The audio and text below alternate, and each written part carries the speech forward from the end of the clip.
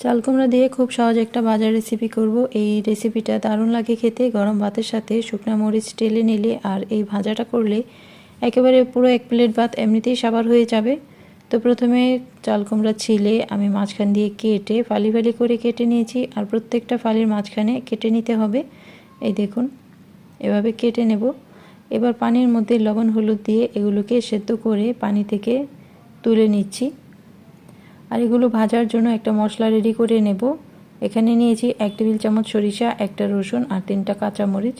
স্বাদ মতো যার যার ঝাল যে যেমন খান সেরকম দিতে হবে। তো এটা বেটে নিয়ে এর মধ্যে আবার দিয়ে দিলাম পরিমাণ বুঝে স্বাদ মতো লবণ, হলুদের গুঁড়া, মরিচের গুঁড়া একসাথে মাখিয়ে নেব।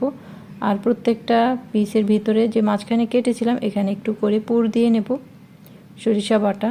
তো একইভাবে আমি সবগুলো প্রথমে রেডি করে নিয়ে উপর থেকেও ভালো করে সরিষা বাটাগুলো লাগিয়ে নিচ্ছি। এবার গরম তেলে একটা একটা করে ছেড়ে দিয়ে মচমচে করে ভেজে নেব।